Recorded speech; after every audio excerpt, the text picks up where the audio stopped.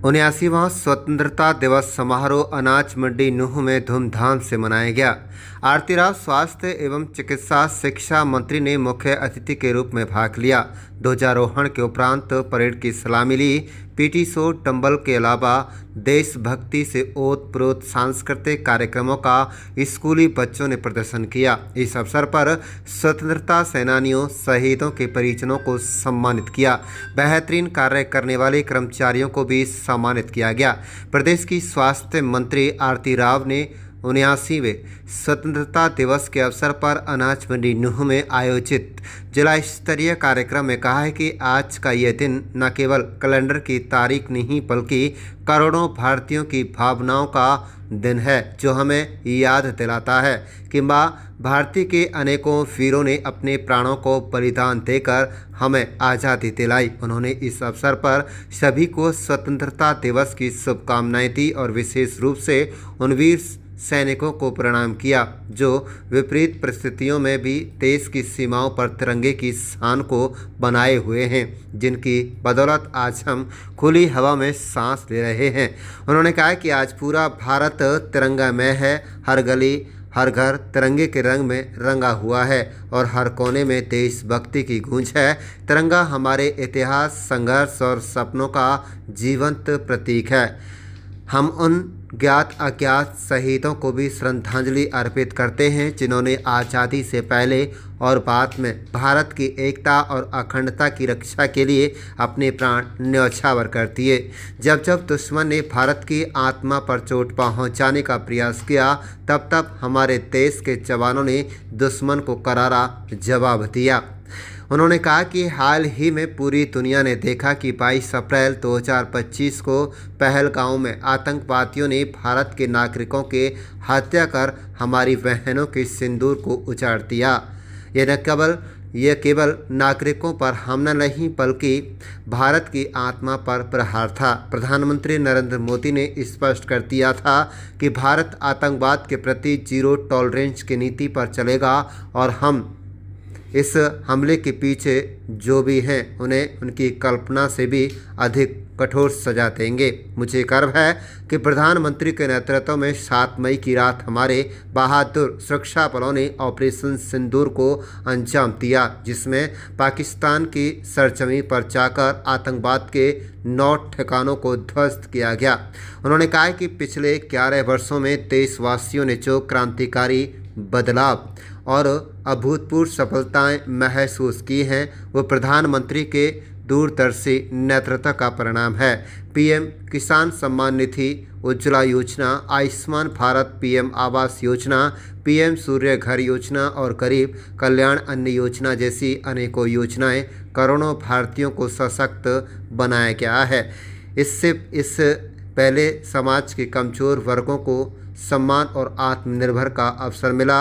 अयोध्या में भगवान श्री राम लल्ला के मंदिर का निर्माण, 3 तलाक की कुप्रथा को समाप्त कर मुस्लिम महिलाओं को न्याय दिलवाना और धारा 370 व 35 से हटाकर जम्मू कश्मीर को अखंड भारत का हिस्सा बनाना जैसे ऐतिहासिक फैसले देश के नवनिर्माण में अहम योगदान दे रहे हैं।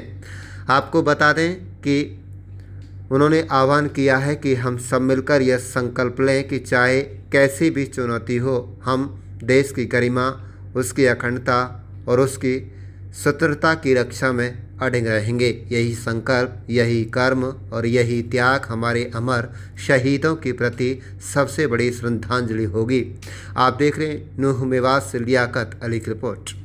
सेनानीगण व उनके परिवारजन, जिला प्रशासन व पुलिस प्रशासन के अधिकारीगण, आदरणीय बुजुर्गों, भाइयों बहनों, प्यारे बच्चों, पत्रकार व छायाकार बंधुओं, आज का ये दिन केवल कैलेंडर की तरह तारीख नहीं बल्कि करोड़ों भारतीयों की भावनाओं का दिन, जो हमें याद दिलाता है कि माँ भारती के अनेकों वीरों ने अपने प्राणों की बलिदान देकर हमें आज़ादी दिलाई। मैं इस पावन अवसर पर आप सभी को स्वतंत्रता दिवस की हार्दिक शुभकामनाएं देती हूँ और विशेष रूप से उन वीर सैनिकों को प्रणाम करती हूँ जो देश की सीमाओं पर विपरीत हालातों में भी तिरंगे की शान को बरकरार रखे हुए, जिनकी बदौलत आज हम खुली हवा में सांस ले रहे हैं। आज पूरा भारत तिरंगामय है।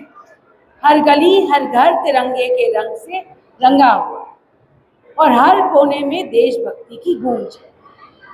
तिरंगा हमारे इतिहास, संघर्ष और सपनों की जीवंत प्रतीक है।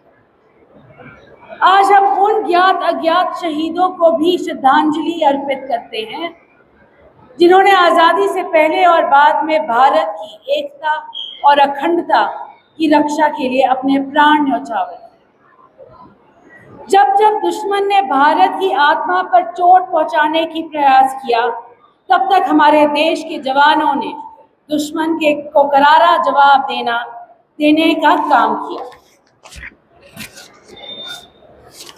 हाल ही में पूरी दुनिया ने देखा कि किस प्रकार 22 अप्रैल 2025 में पहलगाम में आतंकवादियों ने भारत के नागरिकों को मौत के घाट उतार दिया और हमारी बहनों का सिंदूर उजाड़ दिया। ये केवल नागरिकों पर एक आतंक हमला नहीं था, बल्कि भारत की आत्मा पे किया गया एक प्रहार था। देश के यशस्वी प्रधानमंत्री श्री नरेंद्र मोदी जी ने इस घटना के तुरंत बाद साफ शब्दों में कहा था कि भारत आतंकवाद के प्रति जीरो टॉलरेंस की नीति पर चलेगा और इस हमले के पीछे जो भी है, उन्हें उनकी कल्पना से भी अधिक कठोर सजा मिलेगी। आज मुझे ये कहते हुए बड़ा गर्व का अनुभव हो रहा है कि हमारे यशस्वी प्रधानमंत्री जी के नेतृत्व में 7 मई की रात को हमारे बहादुर सुरक्षा बलों ने ऑपरेशन सिंदूर को अंजाम दिया। ये एक सटीक और साहसिक अभियान था, जिसमें हमारी सेना ने पाकिस्तान की सरजमीं पर जाकर आतंकवाद के 9 ठिकानों को ध्वस्त किया। ये कार्रवाई उन शक्तियों के लिए साफ संदेश थी जो आतंकवाद को पालती है और पोषित करती है। भारत की ओर से उन्हें कोई जमीन का उन्हीं की जमीन पे करारा जवाब दिया। इसके बाद एक और निर्णायक कार्रवाई की गई और ऑपरेशन महादेव चलाकर हमारे सुरक्षा बलों ने पहलगाम हमले में शामिल आतंकवादियों को समाप्त करने का काम किया। ये केवल हमारा बदला नहीं था, यह आतंकवाद के खिलाफ हमारे संदेश है कि भारत अब चुप नहीं बैठेगा और आतंक के खिलाफ सख्त से सख्त कार्रवाई अमल में लाएगा। भाइयों और बहनों, हमारी सरकार ने शहीदों के परिवार के सम्मान और भलाई को हमेशा पहली प्राथमिकता दी है। जो जवान देश की रक्षा करते हुए शहीद हुए, उनके एक डिपेंडेंट को कंपैशनेट ग्राउंड्स के आधार पर सरकारी नौकरी दे रही है। अक्टूबर 2024 से जून 2025 तक 410 शहीदों के डिपेंडेंट्स को नौकरी दी गई। हरियाणा सरकार ने हाल ही में अपने बजट भाषण में चरखी दादरी, हिसार और यमुनानगर में सेना की भर्ती की तैयारी के लिए आर्म्ड फोर्सेस तैयारी संस्थान खोलने का निर्णय किया। साथ ही रेवाड़ी में एक सैनिक म्यूजियम बनाने का भी सरकार का प्रस्ताव है। भाइयों बहनों, पिछले 11 वर्षों से देशवासियों ने जो क्रांतिकारी बदलाव और अभूतपूर्व सफलताएं महसूस की हैं, वह प्रधानमंत्री जी के साहसिक और विजनरी नेतृत्व का परिणाम है।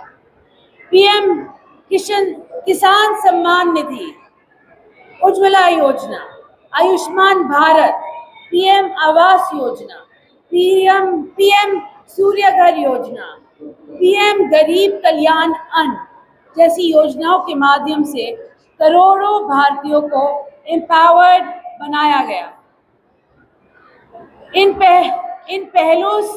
पहलों से समाज के कमजोर वर्गों को बराबरी, सम्मान और आत्मनिर्भरता का अवसर मिला है।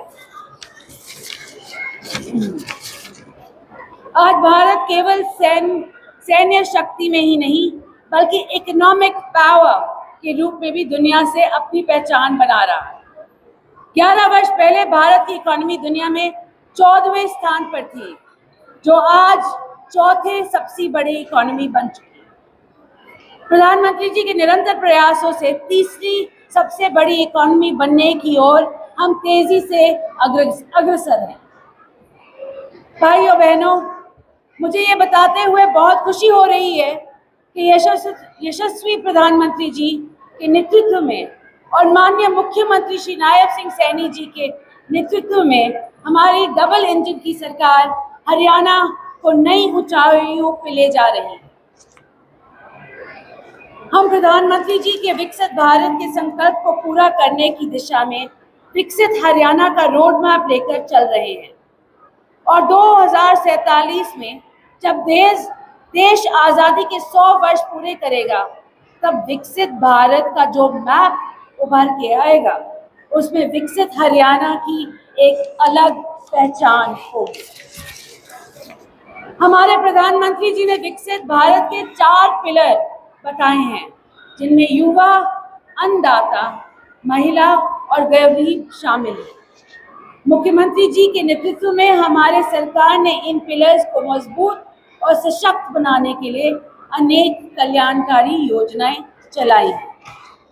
मुझे ये बताते हुए बड़ा हर्ष हो रहा है कि हरियाणा देश का पहला राज्य है जहां किसानों को सभी फसलों की MSP पर खरीदा जा रहा है। सरकार ने अंग्रेजों के समय से चल रहा अभियान को भी समाप्त कर दिया। हमने शामलात भूमि पर 20 वर्षों से काबिज लीज होल्डर्स को उस भूमि का मालिकाना हक भी दिया है।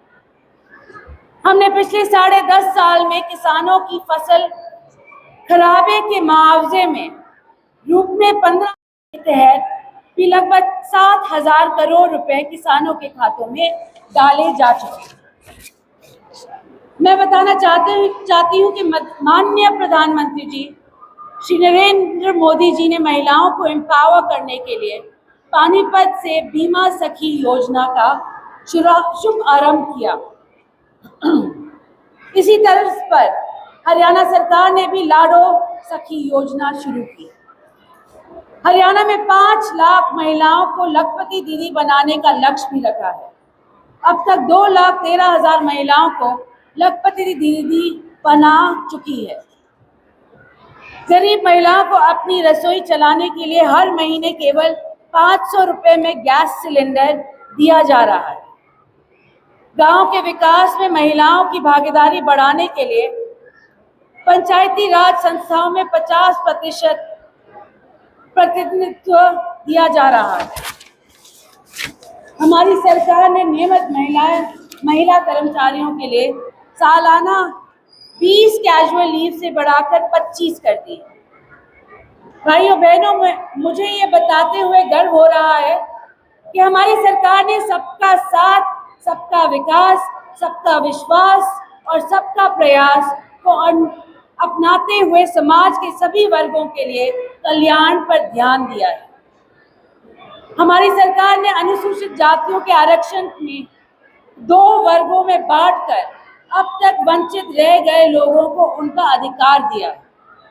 पिछड़ा वर्ग की क्रीमी लेयर आय सीमा को 6 लाख से बढ़ाकर 8 लाख रुपए किया है। साथ ही पिछड़ा वर्ग भी को पंचायती राज संस्थाओं व शहरी स्थानीय निकायों में आरक्षण दिया। गरीब परिवारों की बेटियों की शादी पर मुख्यमंत्री विवाह शगुन योजना के तहत गरीबों के सिर पर छत उपलब्ध करवाने के लिए प्रधानमंत्री आवास योजना के तहत 1,47,000 मकान दिए हैं। आयुष्मान भारत चिरायु योजना 22 लाख लोगों के 5 लाख रुपए तक का मुफ्त इलाज सुविधा मिल रही है। हमने किडनी रोग की पीड़ित रोगियों के लिए गवर्नमेंट और मेडिकल कॉलेजेस में फ्री डायलिसिस की सेवाएं दी हैं। हाल ही में हम 629 मेडिकल ऑफिसर्स और 530 आयुष मेडिकल ऑफिसर्स को भी भर्ती कर चुके हैं। राज्य में लिंग अनुपात कि हर दर वर्ष 2024 में 9,010 रही थी और इसको और बढ़ाने के लिए स्टेट टास्क फोर्स की जरिए कई कड़े कदम उठाए जा रहे हैं। राज्य में नेशनल टीबी एलिमिनेशन प्रोग्राम सुचारू रूप से चल रहा है।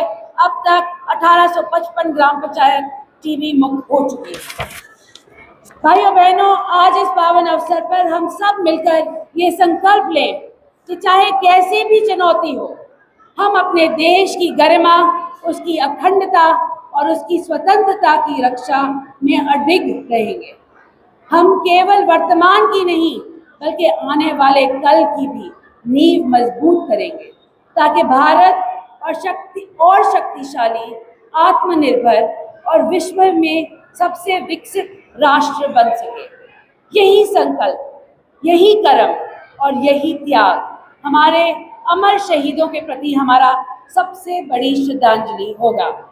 एक बार पुनः आप सभी को स्वतंत्रता दिवस की बधाई और शुभकामनाएं। जय हिंद, जय हरियाणा।